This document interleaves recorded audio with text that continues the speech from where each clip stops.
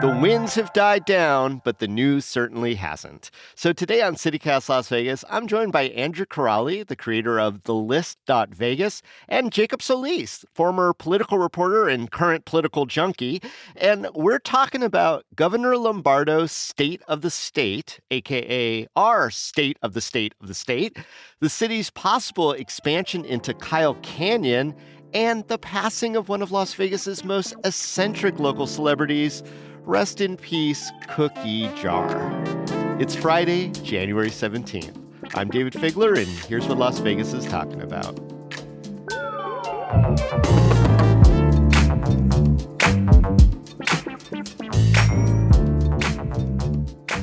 Jacob and Andrew, welcome to the Friday News Roundup here on CityCast Las Vegas. Well, thanks for having me. Hey, glad to be here. Good to have you, and welcome to all our new listeners, especially those folks who came to us through this great boring story that we did about the tunnels under Las Vegas. So, as regular listeners know, we like to start our Friday News Roundup with something we call the hot headline. And, you know, Sarah Lohman, the regular co-host of the program, is not here today, and she usually just jumps in with a very guttural hot headline. So I'm going to miss that. I miss that. It's almost like cheating doing this, but I think it's still fun. So here's the hot headline, guys. It's a little bit of a quiz this week. Our Senator, Catherine Cortez Masto, took to social media to lambaste someone. This time, the target was a Trump cabinet nominee. Do you guys have any guesses who it was and what it was over? I feel like I should know this. That I don't, shame on me. I would guess Hegseth's astounding unfitfulness for Secretary of Defense. That would be an incorrect, sir. Oh, okay. Yeah, that was a That was a low-hanging good fruit. guess. You got a shot, Jacob, just in general? Just give you a generic? Which Trump nominee could be most offensive to the Democratic senator from Nevada? It's a tough call. Now I think you're actually honing in on it. Your instincts are correct. On the Nevada senator part? Who would something be most... that all Nevada senators feel and have felt for the last, let's just say, 30 years or more. Is this related to Yucca Mountain? Oh, yeah. Oh, you're right there. You're right there. I'm like zoning, but like, who's the energy secretary? I don't know. I'm lost. It is, in fact, the energy secretary, Chris Wright, the CEO of Liberty Energy, because who better to be in charge of energy policy than a climate change denier, got it from the Nevada delegation, but specifically Catherine Cortez Masto tried to get a commitment out of Chris Wright that Yucca was dead. And there was a lot of fancy talk about appreciating the position of Nevada and la-di-da-di-da, but no commitment. This comes on the heel of our congressional delegation proposing a bill that requires the state where you're going to dump all the dreck, as we like to say, to say okay. And everyone kind of signed off on that in Nevada, except Mark Amodei, which is also kind of interesting. He's the congressman from up north. So social media, she was kind of mean. She went nuclear, one might say. There we go. All right, let's hop into the news, a lot of it. The State of the State is sort of a tradition where the governor tells what he did that was good and what he intends to do that will probably be better, at least he hopes. Jacob, what came out of Governor Lombardo's Wednesday night State of the State? Oh, yeah. And let me tell you, for anyone who's ever watched like the State of the Union that the president gives, watching the State of the State from the governor, which happens before every legislative session every 2 years, is real sicko mode hours. Like if you're watching that, you are plugged in. So these speeches are dry and long and very policy focused and so in the weeds that I'm going to say maybe 95% of Nevadans have no idea. Like if you were to just drop into one, completely lost. Right. But, no idea what they're talking about. It's all like coded language. Exactly. So with that prelude out of the way, he talked about a lot. So I'm going to try and go quickly. And I appreciate that. I mean, we here at CityCast are watching, so the real citizens don't have to. We pre-digest the news. Yeah. So one thing is that there were teacher raises passed as part of the last legislative session. There was a huge boost to the K-12 education budget because of the way the state's K-12 education funding formula works. That was going to happen anyways. On top of that, they tacked on a couple hundred extra million for teacher raises. Mm-hmm. That was kind of implementing that was a little bit of a disaster, but everyone likes the raises. So that was technically a one-time thing. Now the governor says he wants it to be a permanent thing. The twist there is he wants it to also apply to charter school teachers, which has made legislative Democrats upset and is going to be a sticking point. So something to watch there. Moving on, he does want to split the Department of Health and Human Services into two departments. This one's kind of hard to, we can get into it later. Because one inefficient department will split into two efficient departments. Isn't that how that works? That's the regular math? I will say this: a Republican making the government bigger is certainly a choice. But look, it's difficult to evaluate a proposal like this when you just kind of say it. You kind of need to know what it is and exactly what it'll do. So interesting on the face of it. Call me raising my eyebrows. I don't really know what to make of it, but we can get into it later.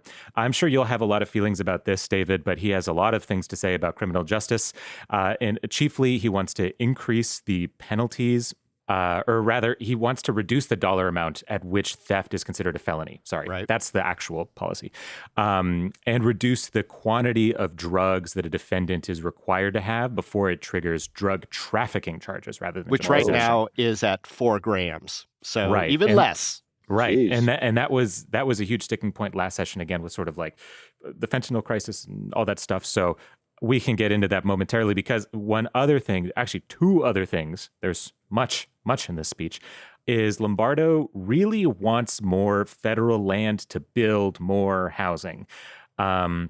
He said he met with Trump to talk about it, and Trump said that he'll release the land. But I'll just, for the listeners, the congressional delegation in Washington has been trying for literally years, I think up almost 5 years at this point, or 6 years, to try and get this land in both Washoe and Clark, and have not been able to do it. So we'll see. He did mention housing a lot. He wants to streamline permits. He wants to prioritize buildable lands, and he wants $1 billion in quote unquote attainable housing, which I think is an interesting turn of phrase, that it is not affordable housing, but we can get into that later. And finally, he wants all mail ballots counted on Election Day. Right now, if you're not familiar, you have until I believe it's 4 days after Election Day that as long as your mail ballot is postmarked by Election Day, it can still be received and counted by election departments. So say you mail your ballot on Election Day, takes a couple days to get through the mail, that's fine. It'll still be counted. I should say also, generally speaking, most mail ballots are already counted by Election Day. And the reason counting takes so long is because elections are close. Elections are close. When elections are close, it takes time to figure out who won. Jacob, I'm going to say that was an excellent summary of the 1 hour, sometimes a little rambly speech that was delivered, which I also watched. Andrew, did you watch it too, or are you going to just try to jump into what we're talking about? I did not watch it, but I just watched Jacob's very nice condensation of the state of the state. So yeah, but okay, no, I didn't you watch qualify it, for the discussion then, because that's all we need. That's all we need from you. I'm just marginally unqualified enough. Yeah, I mean, if I were to take sort of one, scintilla of optimism out of this, state of the state, I'm glad that teachers remain in the conversation. I'm glad that there are actually concrete steps to, increasing their pay. The charter school, funneling public money into private schools aside. Because I really think we need to champion teachers and, pay them well. And I mean, my philosophy has always been lavish them with wealth and make it one of the most attractive jobs on the planet, because it's one of the most important jobs on the planet. So that's my intentionally optimistic takeaway. How about you, Jacob? I mean, anything radical out of this speech from Joe Lombardo? Anything that surprised you or what didn't surprise you? That's the thing, is not terribly. So just for context, I was in Carson City in 2023 when Lombardo started his term. So I was covering a lot of his early legislative priorities then. And frankly, a lot of this is one-to-one. A lot of the stuff that didn't survive because Democrats have control of both chambers of the legislature in 2023 He's bringing it back. And, I'm kind of fascinated. Is he going to be a better negotiator this time around? Because in 2023, a lot of it just hit the cutting room floor when everyone ran out of time in the month of May. They all want to go home in June. None of it made it past the finish line. Honestly, the only thing Lombardo really hung his hat on in 23 is the A's stadium. That was like his big thing, and he had to call a special session to do that. Right. I think it's cool and good that he wants to address housing now, but certainly he's been governor for a little bit, so it's kind of like, okay, sure, let's release all these federal lands and put $1 billion into building quote unquote attainable housing, whatever that's supposed to mean. But, I'll just say this. Now is the time that Nevada needs to be innovative, right? If we're going to like carve out the future and figure out what a modern Las Vegas or Reno or wherever, right? But Las Vegas, because of the podcast Because we're on. that's, in the name of our That podcast. us. Right. Uh-huh. If the point is that we're going to make a modern city, and now we have an opportunity to do that by thinking deeply about, okay, we're going to put massive investment into infrastructure and building new housing. Do we want to do the same thing that we've done to this point? Is that the right path forward? Right now, Lombardo's speech makes it sound like, yeah, let's just build more suburbs outside the city. More sprawl. yeah. Sprawl. Because that And works. Yeah. And like, Interesting. I just frankly am not interested in that path forward. I just want to say that I was surprised that there wasn't more economic development discussion policy-wise. It just seemed to be glossed over. Interesting, the 5 topics. I actually took a screenshot of the Chiron that Channel 8 was running across the bottom, and it said, we're getting stuff done. That was the encapsulation of what he was saying, which is just about as ambiguous as the speech was for some things. The pomp and circumstance sort of kind of took me aback a little bit, just how infusive everybody was, including Speaker of the House, Steve Yeager, who was clapping so fervently. It was like he was making some dough for a loaf of bread. And then it started out on a weird note because one of the legislators had fallen off of her chair and she had to be removed by paramedics or something. Just very odd presentation, but a lot of whooping and hollering and all that sort of thing. I also found it really interesting and surprising that Governor Lombardo was kind of taking credit for some of the things that the Democrats had passed, especially with the teacher stuff. That was really super interesting. And I'm just wondering, guys, how does it bode for the upcoming legislative session? I mean, are we about to see some major showdowns, or is there going to be some peace and love and the governor not exercising the veto power in unprecedented levels like he did last time? Well, I think it's an interesting question, honestly, and I have no idea which way the governor is going to go on this. Right now is the period at which, if you want to pretend that everything's going to be kumbaya, yeah, do it, because there's no consequences. But when push comes to shove, like I said, in May and June, when bills have to pass, budgets have to pass, and everyone wants to go home, that's where the rubber meets the road. And what is the governor going to do when he gets bills that the Democrats play hardball on, don't amend, and send to his desk? Does he veto them? And it's going to be stuff on housing. It's going to be stuff like changing the summary eviction process, which he vetoed last session, right?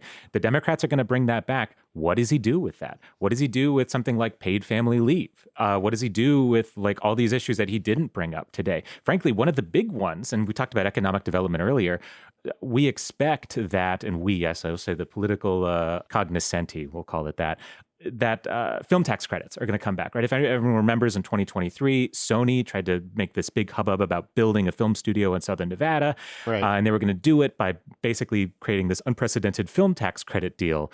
And the question now is, does Nevada have the money to give these film companies?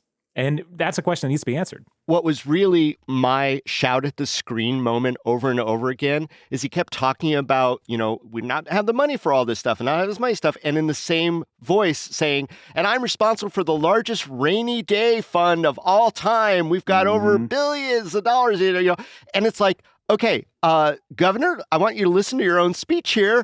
And if people are suffering and not able to get houses, and if we don't have enough mental health, that sounds kind of rainy day-ish to me. Like maybe we shouldn't be hoarding cash and we should be spending it on the things that we need. It's raining up in here. Why do they talk both ways? Like, why are we hoarding money, Andrew Crawley?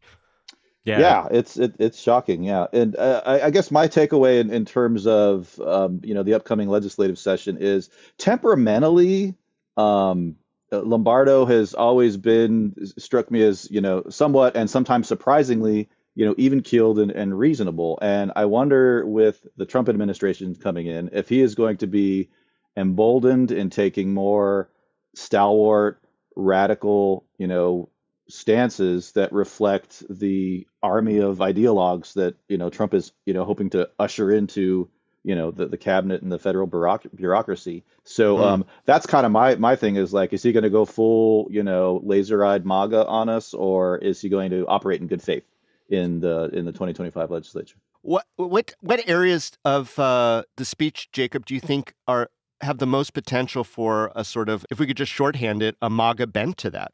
I think it's really looking at what he didn't mention that is potentially going to have MAGA implications.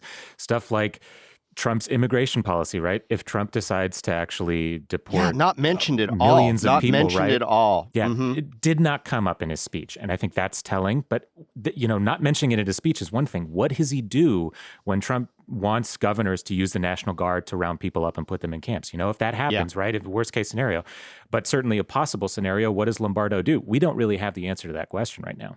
Yeah. I found two things where there was kind of this possibility. First of all, his approach to criminal justice, which is really interesting, given that the leader of the United States is a convicted felon and felt unfairly treated by the criminal justice system, is that he, once again, is probably, and he mentioned it, like he said, I'm the former sheriff, and you guys all elected a sheriff to be the governor, so you want more criminal justice reform. I saw the omnibus bill that he did in the last session. If this new one is anything like it, it really is every single way you can incarcerate people more people for a longer period of time.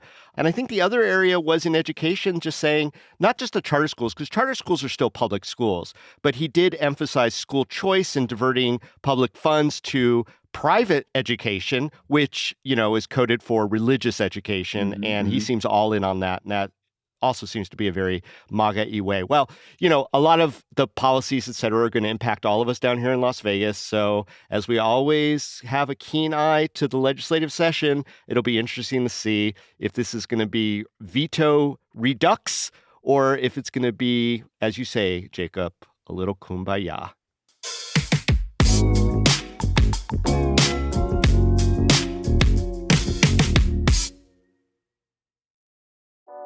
Hey there, it's Sarah Lohman, co-host of CityCast Las Vegas. Did you catch our deep dive into the so-called Tesla tunnels? So last week we published an investigation with ProPublica that took an unflinching look at the system of tunnels Elon Musk's Boring Company is digging under our city. It's a story that's literally playing out under our feet, and we wanted you to know about it. When you become a CityCast Las Vegas member, you support the work that makes stories like this one possible. If you enjoy this podcast and want us to keep asking the hard questions, become a member today. For $8 a month or $80 a year, you'll support journalism that holds the powerful accountable. Visit membership.citycast.fm/Las Vegas to join right now. That's membership.citycast.fm/Las Vegas.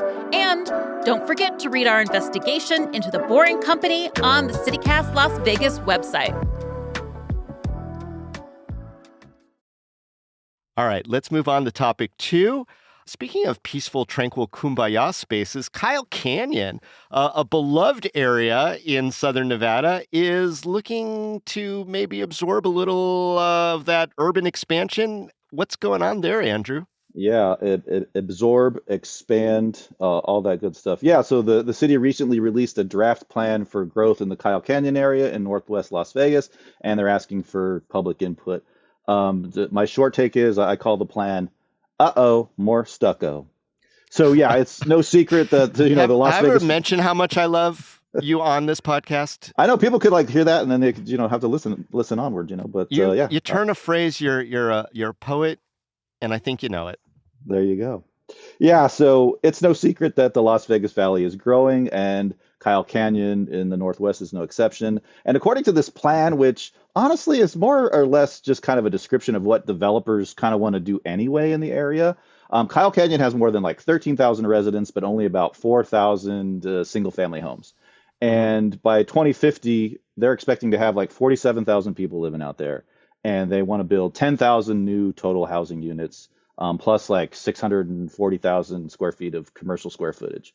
But and people say, oh yeah, okay, so we're keeping up with growth in the area. It sounds like a reasonable plan. But to me, I'm seeing a pattern, and you're seeing this pattern of how housing is lagging dramatically behind the resident influx. And so to me, this isn't so much a plan as it is a recipe for chronic affordable housing shortages and continued skyrocketing home prices and rents.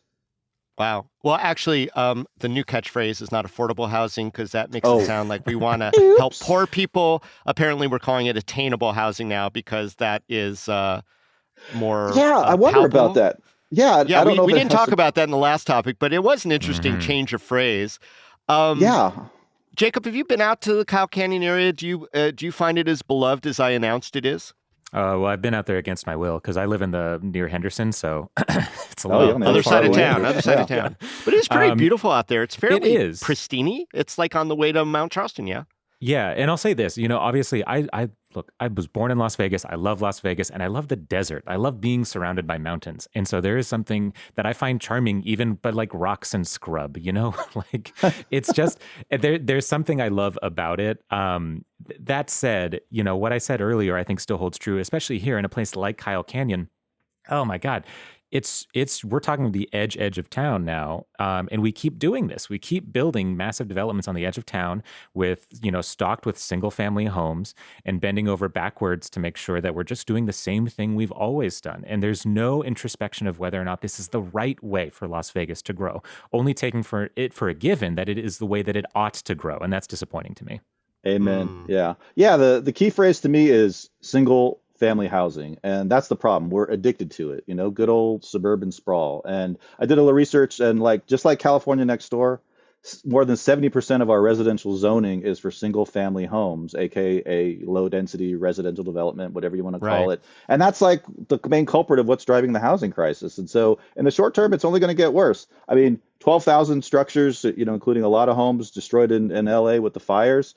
How good is Las Vegas looking right now to Los Angeles who can afford to be climate refugees? So that's Oh going to yeah, only they're put more pressure on the valley. So we need to incentivize, mandate the building of more multifamily units and high density development, preferably as infill. Bring the condos, townhouses, apartments, because that's the only way you're going to keep up with growth and keep housing, affordable. So the entire West just needs to reformulate how it thinks about housing because the land is the land is there, but it comes with a high cost, socially and societally. well, you're not Exactly. going to find a bigger fan of infill development than me, but why not both? They're talking about 10,000 new units of housing by Hmm. 2050 plus. Yeah, it's on the outskirts of town, but it is, close enough to other developed areas, and they're going to include mixed use developments, so residents don't have to drive as far for necessities.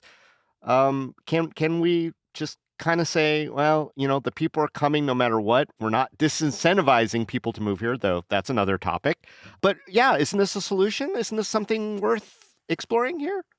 You mean just building more single family houses at the edge of the valley? I would say no. And I mean, if I had, if I was in such a position of authority, I would But say, but why not, Andrew? I mean, as long as you're also doing infill.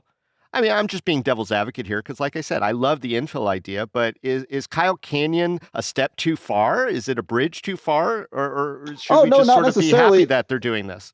Yeah, and I'm not saying that we should ban single family, residences, but I feel like it should be multifamily high density first because I mean fundamentally it's a supply problem. And and we're also talking about things like, impact on natural areas and impact on infrastructure and multi-family high density residencies are what work especially and they're the answer in a crazy housing market and a crazy housing shortage. Yeah. I'll say this. I don't think that like building out there is bad per se, right? Like Right. it's not the worst thing in the world. And sure, more housing is more housing. Great, awesome. As long as right people can afford to live there, right? If people who make the median income in Nevada can't buy a house in Kyle Canyon, I'm not sure that that necessarily helps the problem. For me, one of these big issues that's not necessarily thought about is that okay, a developer going out there and building housing and shopping centers is one thing. The government needs to go out there and build and staff schools, fire departments, police departments, all of the critical infrastructure that makes a city run. And that costs money. And if we're looking at okay, governments have X dollars to do this kind of development. Where do we want that development to be? How do we want to focus those dollars? Yeah. Is building sprawl the answer there? And I'm not sure what the answer to that question is. Well, and the unanswered question also about, this clamor for all this BLM land is that if you get it while it's still undeveloped, you're responsible for stewarding it. And while the federal government's kind of footing the bill and taking responsibility for making sure that, brush is cut so that we don't have fires in Las Vegas like we're seeing in California, like that cost will also be passed on to Nevada to maintain those areas, where right now it seems like that's the federal problem. So interesting. Andrew and Jacob, we all grew up here in Las Vegas. What do we love and hate about how the city's footprint is just changing? Yeah, I mean, I'll always love how dynamically stupid and weird and fantastic the Strip is, right? Give me the Spheres, give me the high rollers, give me the Strat Towers and the high-tech golf centers, all day.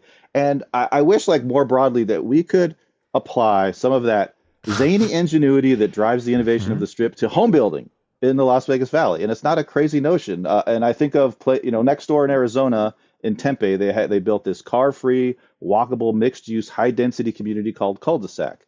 And, it looks a little bit strip mall-y and corporate, and, it's trying to be like a kind of a high density East Coast style thing. But at least it's like a step, an imaginative step in the right direction. And so Las Vegas has so much imagination and verve. I wish we could actually apply some of that to some of these, pressing problems that we live with in our city. Hot take. Jacob? Oh, I was just going to complain about driving on freeways. So fair enough. That too. That's old hat. So what were you going to say? No, that's about right. I think that's where we end it. No matter what happens, the orange cones that we see everywhere will always win in the end.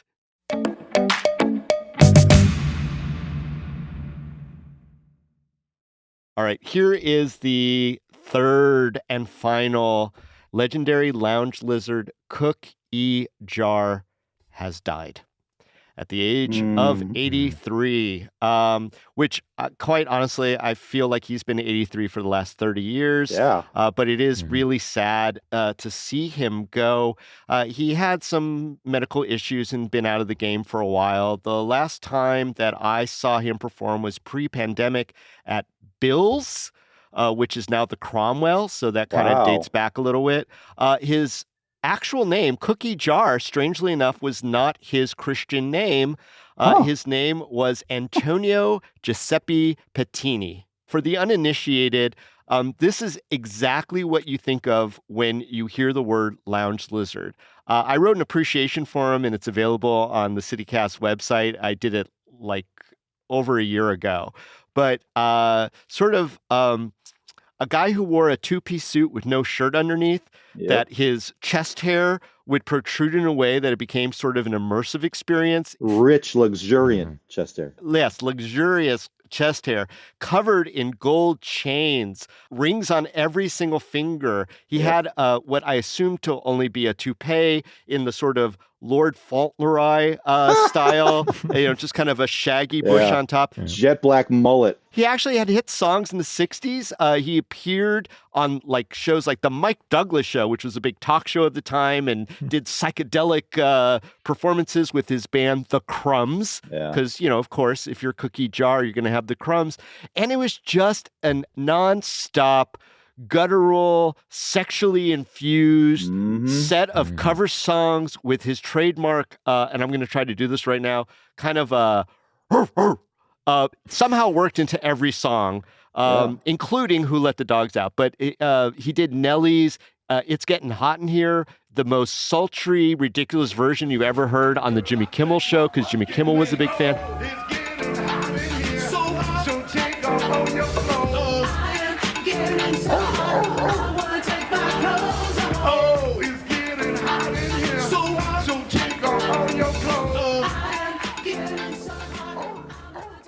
Did either one of you have experiences with Mr. Jar? Oh boy, do I have a Cook-E Jar story for you. Yes. And again, David, you nailed it, right? Just a mesmerizingly strange and cheesy lounge singer. And I caught him when he was performing with at this point he was kind of using a karaoke machine at the Continental in like 96 or 97. Oh, And the I old wrote Continental over on yeah, Paradise and now Flamingo. the Silver Sevens, yeah. And so Okay. so I wrote the story exactly about what you're talking about how lurid and blue and off color and sexified and women dancing suggestively during his late night set at the Continental. Wrote Oh, a and cover those were story. just customers. Those were customers. You would show Yeah, up yeah, and women they who would would be just get grinding each yep, other up. yep. Usually older couples, but still like a lot of action on the dance floor. Yeah, so I wrote a cover story in like 96, and shortly after that, the Continental ended his contract after the story came out. And the story wasn't anything crazy. It was just notes on how body and blue his late night show was.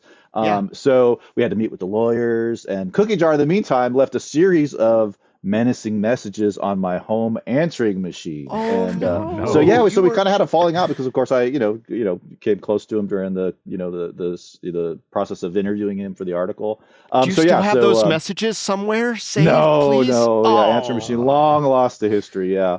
Well, let me ask you this, Jacob. Based on the description, the loving descriptions from me and Andrew just now, do you think that a special era of Las Vegas has died with Cookie Jar? Are we less kitschy and weird?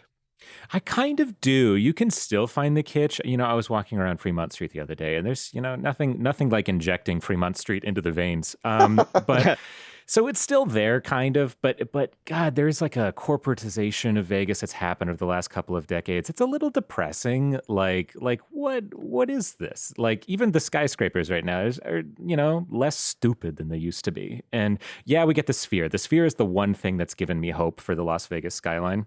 Yeah, but it's dumb of the future, and I love every bit of it. Yeah, more of that, please. less of like, sure, I'm sure City Center's beautiful on the inside, but it's just a building. So like that, like I think Vegas, generally speaking, over the last 2 decades has lost a little bit of pizzazz, and this is just one of those moments where it keeps happening. Rapid fire, guys. If you, Jacob Solis and Andrew Corrali, had a lounge lizard alter ego, what would your shtick be? And tell me your stage name. I would be Zach Flagg, and I would specialize in punk rock cover songs, performing Tuesday nights at Berlin in the Arts District. All right, Zach Flagg. Great. Jacob?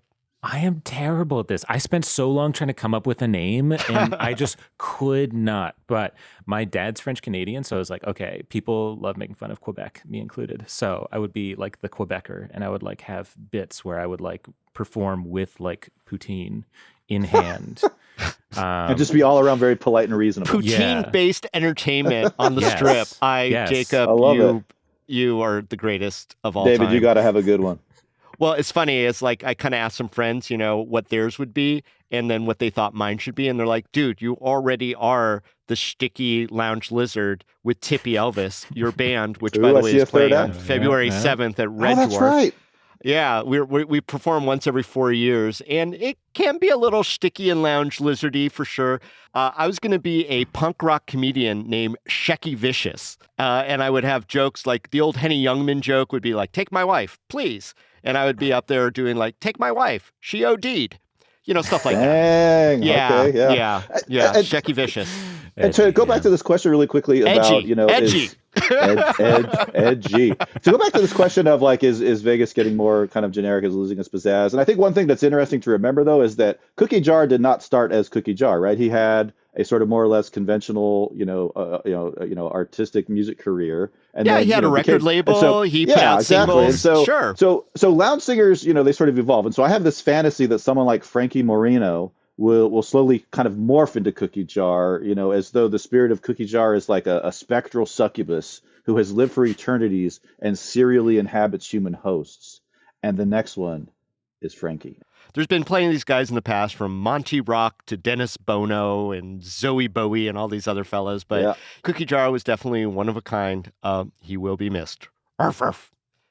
All right, well, Jacob and Andrew, thank you so much for joining us on this very eclectic Friday News Roundup on CityCast Las Vegas. Thank you, and rough back. Thank you. Yeah, a rough.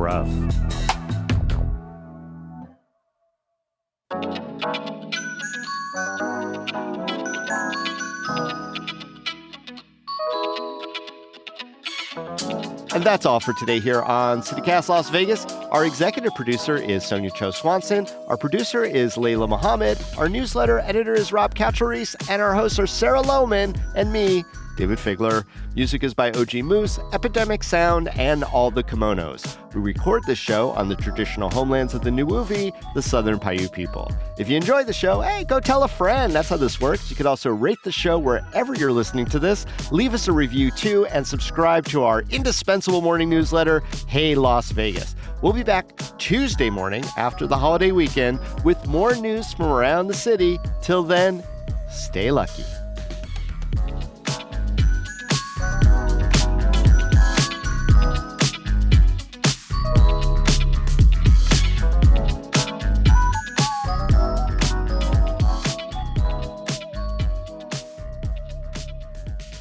But also random sort of unshout out. He was actually the indirect inspiration for my thankfully out of print 2010 novel Crit, which is about a jaded LA rock critic who has to track down a Las Vegas lounge singer who's mysteriously vanished. And his hair, more specifically, was the inspiration for the operative plot conceit.